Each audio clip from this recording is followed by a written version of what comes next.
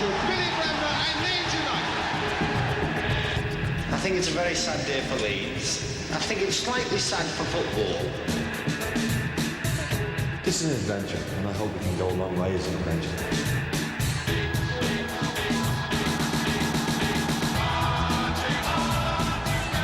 We lived the dream.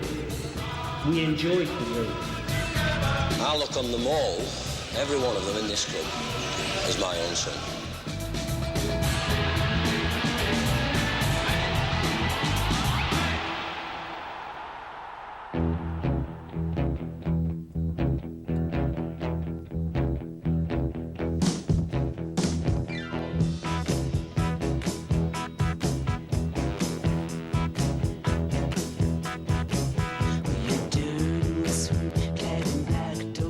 We fully expected to win every tournament we played in.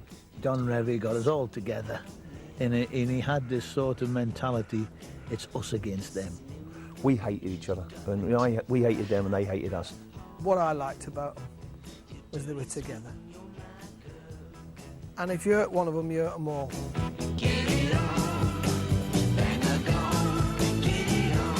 There was absolutely no question at all that Don Revie was trying to fix football matches. You play the game and hopefully you play with honesty, and you don't like to think anything like that's going on. Well, it makes you wonder where these things come from, who invents them. No period was ever so glorious in the checkered history of Leeds United as the early 1970s. A dressing room of household names lived like a family, bonded together by the manager Don Revie, whose approach was always pragmatic and usually innovative. Don was so advanced. We basically in them days, we were lucky if we got 3 nights a week at home, because he believed in taking you away nights before the hotel. Even for home matches, he took you away to Ilkley. We went to Ilkley, the Craiglands at Ilkley. And we'd sort of play a league match on a Saturday. So you'd go away on the Friday, play the match on a Saturday. You'd be allowed home the Sunday morning, but Sunday at 2 o'clock you had to be at Ellen Road to prepare for a game on the Wednesday. I've had Liverpool watched 3 times, so each player is broken down on what we're going to do. Now, one player in particular who's been making them really tick, 1 or 2 in fact, Callaghan in the middle of the field. He would go through everything about the opposing team, and we had to sit there. And we were so used to it, you know, that... sometimes, and he used to, then that's the only time Don used to yell at you. Listen to this, somebody's gone and worked out, and they've been travelling miles and miles and miles to get this information for you, to make you, so that you know what's going to happen,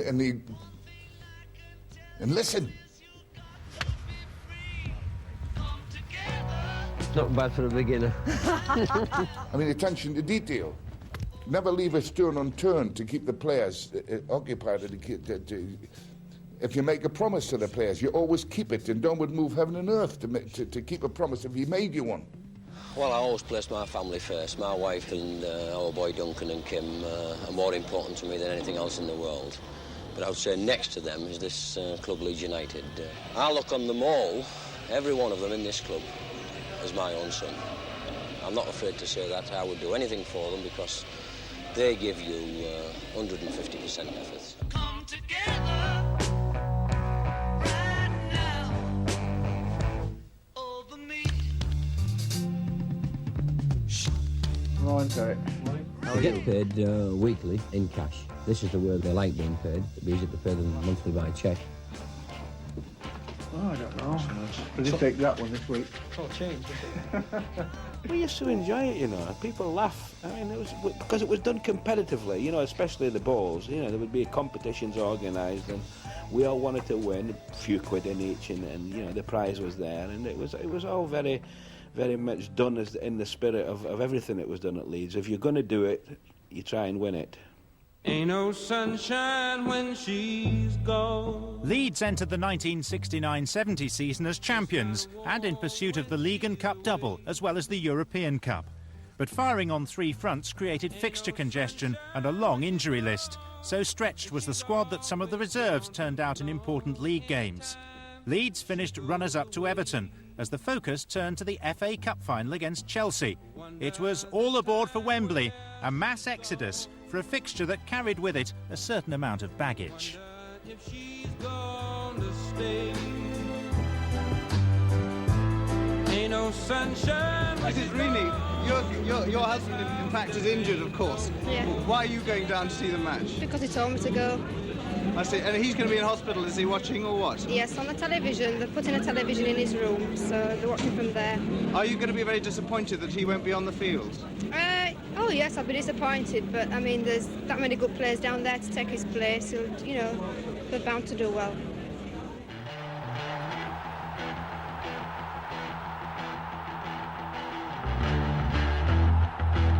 Over 90 minutes with Leeds, I've got to give them fair credit to them.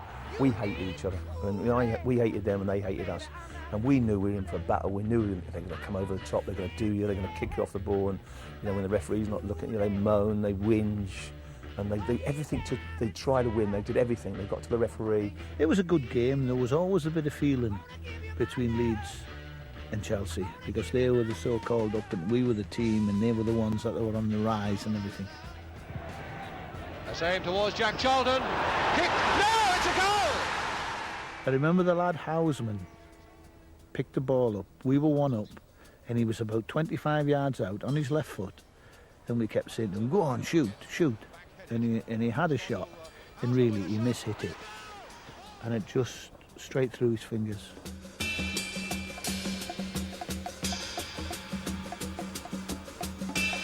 I don't think Gary could cope with the pressure.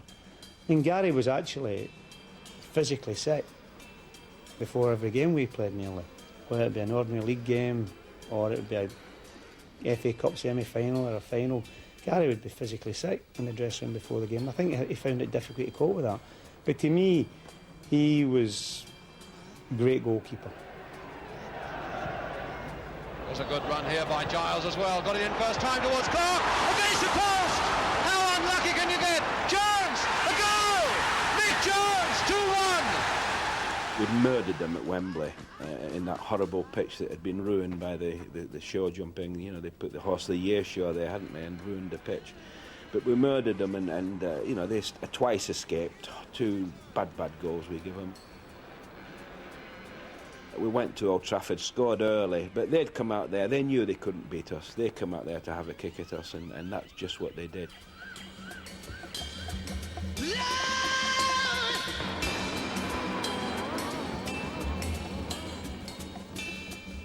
There was some horrendous tackles, but it never seemed to. Everybody just got up and got on with it, didn't they? There was Peter Osgood coming in, there's me, there's Billy, there's little Giles. In the modern day rules, there would only been 2 players left on the park at the end of the game, and I think that says just how the game was in them days. They won the cup, and so you could say, well, Leeds can't complain about that win against anybody, because they like to mix it. I've got to admit, they were a great side. I mean, I think I played all over the world. I was very lucky to play all over the world, and I've got to say that Leeds side was probably the best club side I ever played against, to be honest. With the league title and the FA Cup beyond them, defeat in the European Cup semi-final by Celtic left Leeds with nothing to show for a season that had brought them so close so often. The following year, they hit the FA Cup trail full of optimism, all the more so when given a 5th-round trip to Colchester of Division 4. No problem, surely. Leeds were flying. We had done with Billy big time, hadn't we? We had flew down, which is unheard of, down to Colchester. And we got there, and I can remember walking out on the pitch with Big Jack. And I looked up, and there was a wind blowing, the pitch was bumpy, and I thought, this is not going to be easy as this.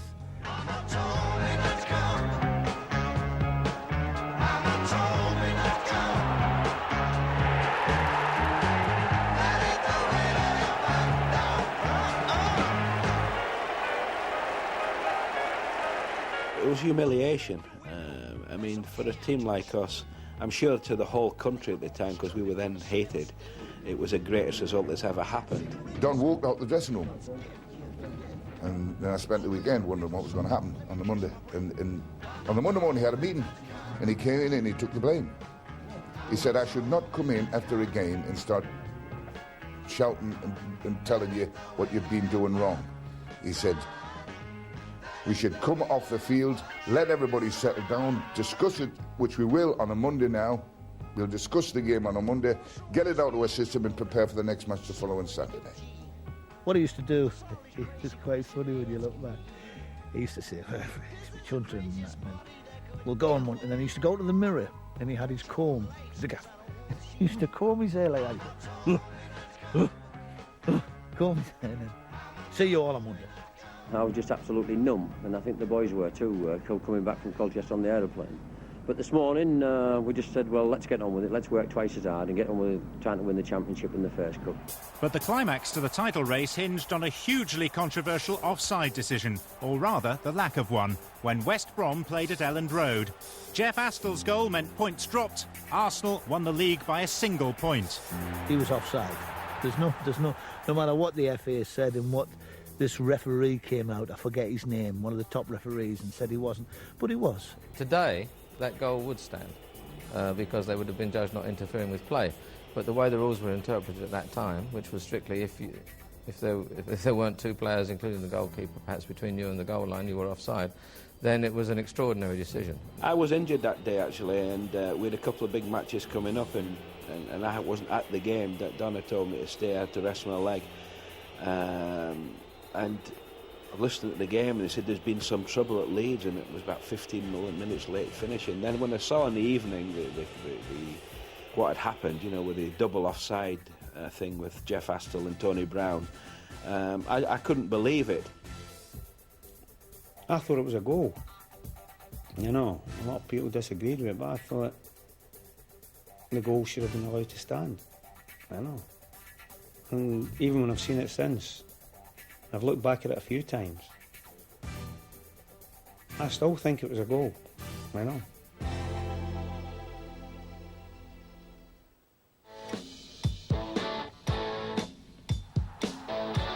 Domestically, 1971 was Arsenal's year, winners of the League and Cup double. But Leeds had made it through yet again to the final of the Fairs Cup, and having drawn the first leg 2-2 against Juventus in Turin, they were clear favourites to complete the job at Elland Road. Alan Clark's goal was just the prelude to some fairly brutal moments. A Juve team containing world-class performers like Bettiger and Calzio, and also Fabio Capello, needed to score twice to deny Leeds the trophy. Their failure led to frustration and several flare-ups. Not that Don Revie's men were too concerned, as they paraded the Fairs Cup, the last team to win it before it gave way to the UEFA Cup. Further vindication of Revie's methods as the champagne flowed.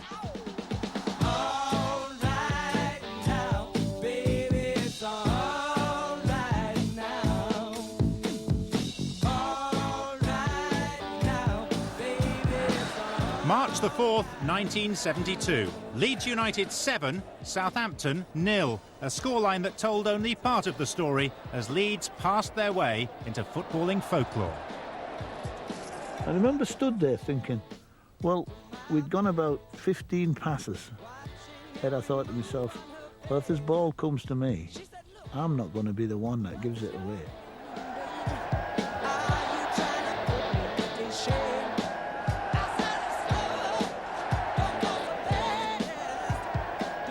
Used to say to pass the ball around for a bit with it. Really trying to score a goal. But one or two of the players just took the mickey a wee bit, Giles especially, I felt.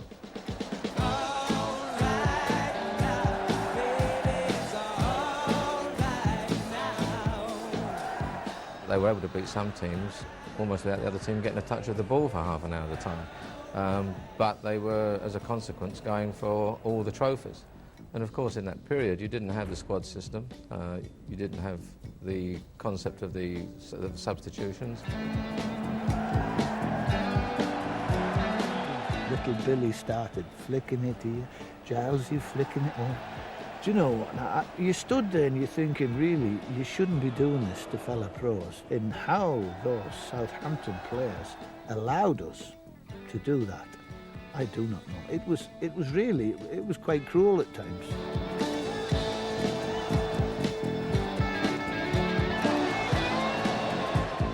If I'd have been in the Southampton team or that Leeds team and people trying to do that to you, somebody had got sent off or somebody had done something to somebody who wouldn't allow you to do that. Robert Hunter and Paul Madeley. 2 months later, Leeds reached their third FA Cup final. They'd lost the previous two, but in this, the centenary final against Arsenal, they finally got it right, thanks to Alan Sniffer Clark. And McNabb only half stopping him. Jones getting it across. And Clark going in. And Alan Clark has put Leeds ahead.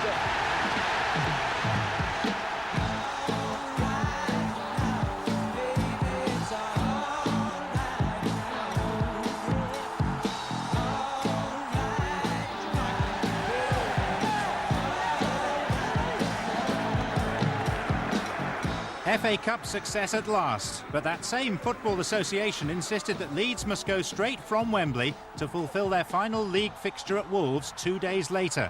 Not just any old game this, a point would be enough to secure the double. After the game I was told my father had took ill and they'd brought him into the tunnel, the Wembley tunnel where the dressing rooms are, and I went to see him and he was with my mother and he was sitting in a chair.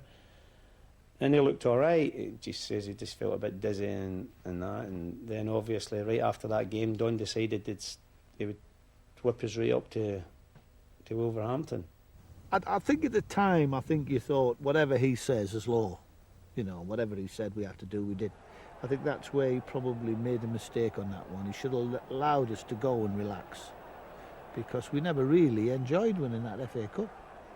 We were all experienced professionals. We weren't going to get blotto, but maybe just to have been at the event and enjoyed what winning the cup was all about might have been a good thing. We were tired that day when you think we'd just had an FA Cup end of the season, extremely hard, and then we had to play on the Monday, which was really diabolical when you think we could have played on a Wednesday. Brian Clough's Derby had already finished their season and were 1 point clear, but Leeds' superior goal difference meant a draw would be enough. Frank Munro struck first for Wolves, reminding the visitors how tired both minds and limbs were, and when Derek Dugan made it 2-0, Leeds were on their knees. Somehow Billy Bremner found the energy to lead a comeback, but fatigue had taken a huge toll. Cup success had cost Leeds the league. After I played in the game and the Monday night at Wolverhampton, which we lost and cost us the league, Don came to him and says to me my father was still in London. He'd had a bit of relapse, and I went down to London, and my mother was in London staying in a little hotel, and we went to the hospital the next day and they'd ran tests with my dad, and at first I thought he had this slight heart attack, but then they found out my dad had lung cancer and he died in September. So it's mixed emotions for me, the 72 Cup final. Right after the game you're delighted, and I heard my father was ill, you're a bit worried about that. And then after the game on the Monday, you know, when you travelled down you realised how serious it was. Puts the game into perspective though. 5 years later, by which time Don Revie had moved on to become the England manager, newspaper allegations, which were never pursued in a court of law, suggested that Revie had tried to fix the Wolves match and several other key games. Daily Mirror reporter Richard Stott broke the story after a chance remark by Alan Ball. I went to Southampton, where Alan Ball was playing, and had a long lunch with him. And at the end of this very long lunch, he came out with this extraordinary story about Don Revie. And that was that he was then the sort of great young star of Blackpool and the England World Cup team. And he was in dispute with Blackpool over his contract. And Revie told him to make as much trouble as he possibly could, and he would pay him £100 a week, and that eventually Blackpool would get so fed up with him that they would transfer him and he would come to Leeds.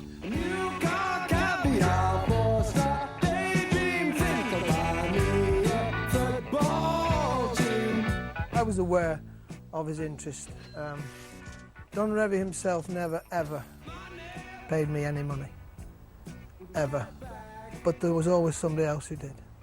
This set us going on investigating Don Revie, because clearly it was an act of corruption by Revie and indeed by Alan Ball to take the money. There'd be a knock on my door, and invariably there'd be a man in rain, sunshine, whatever, and he'd just say, "There's an investment for Mr. Ball," which I took. When I used to go away with Scotland and that, yeah, and listen to players who'd been transferred from club to club, and I used to hear about them getting a few quid, you know, the backhanders and all that were going on. I think you had to be like that. I mean, I know, like Don would say to us if he fancied a player, or when you're in the dressing room or when you're training, if you have a word with, you know, whatever player, tell him I wouldn't mind signing him, and just see what his reaction is, and tell him what a good club Leeds is, you know, and they would do that. But it was going on all over. They were all doing it as well. Goalkeeper Gary Sprake was paid £15,000 by the newspaper to tell his version of the story. I went to see him and put the question that Revie might have been trying to buy matches from opposing teams. And astonishingly, he admitted it there and then. But the problem with it was that we couldn't isolate the games. Of course, he knew about the Wolves game immediately after Leeds had won the Cup and were out to get the double. So we debriefed Gary Sprake as much as we possibly could and then got him under contract. Well, it makes you wonder where these things come from. Who invents them? I mean, we had just won the Cup on the Saturday and we went to Wolverhampton. I would have thought there would have been something amiss more if we had won. Fleet Street is not a naive constituency. But it's impossible to think of anything in that game which would have suggested that was right. Now, if Wolves gave an honest performance, having decided not to take a bribe, it didn't look like that to me, because once that kind of thing is in the air at a match, and there's been a few dodgy games down the years, there's always a kind of atmosphere about it. Something's not quite right. You always sense that something's not quite right, no matter which way it goes. And I don't recall anyone having any suspicion at the time. Gary and a lot of the boys grew up a long period of time together, and it distanced them from the rest of the players. And when we have any reunions now or any functions, Gary's never there, which is quite sad really, because Gary played a lot of games for the club. After that article, I don't think anybody has any time for him, to be quite honest with you. Sad, but you know, we feel in him saying that he let us down as well, because it put a stigma over our whole 12, 15 years together where we'd been wonderfully successful. If I saw him, I'd say hello, Gary, but I wouldn't give him, you know, much time, in all honesty, because I do feel he let our side down. Next week, what a save! And what an upset. Give me the same ball, the same thing, I'd hit it just the same, and I know the other 999 times out of 1,000 it would have gone in. And 44 days in the life of Brian, from titles to turmoil. He sat us down and he just turned around and he said, "You see, you lot, I played under Revie. See all the caps and the medals that you won? You should find a dustbin and chuck them in there, because you cheated for those."